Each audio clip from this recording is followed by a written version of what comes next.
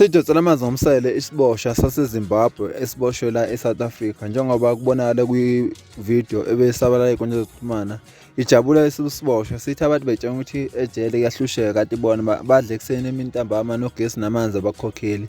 Lokho kudala impela iy'nkulumo ey'nkulu lapha ey'nkundleni zokuxhumana abantu ngempela besho ukuthi ingabe kunjani la emajele la eSouth Africa uma ey'boshwa zijabula kanje. Lokho kudala ukuthi-ke abaphathi bamajele bayile kuleli jele bathola nalesi siboshwa lesi bathe bazosusa lesi siboshwa siye kwi-maximum prison okuyi-prison noma ijele elikhulu kakhulu elidala ukuthi ungabi nawo amalungelo amaningi. Abantu abaningi kodwa bashiye besha amakhala ukuthi noma bengasusa lesi siboshwa kodwa kushiya imibuzo ukuthi kukanjani ukuthi umuntu ngempela athole ikululeko engaka ejele. Mbukele emakhaya nayi-ke le video lapho khona isiboshwa sikhuluma le nkulumo ukuthi kumnandi ejele ube inkulumo lapho khona sesixolisa ngempela ukuthi besingazi ukuthi sizongena enkingeni kanje sizosuswa kuleli jele liye e-maximum prison. Izona indaba engiphathele zona ke sihlangane khona ngokuzayo. Siyabonga. Yeah, hello haters.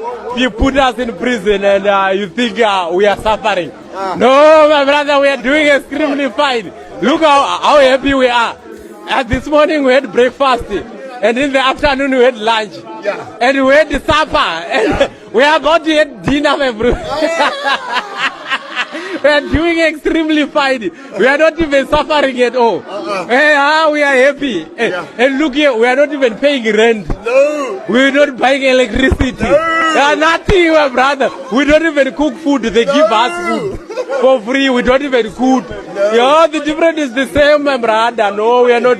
No, my brother. We don't need toiletries. We give for free. And the education is going to be free in prison. We're not suffering. We're not suffering. If you think we are suffering, no, my brother. You are wrong. Yeah, you know. Very wrong. Look how happy. Tell us to start.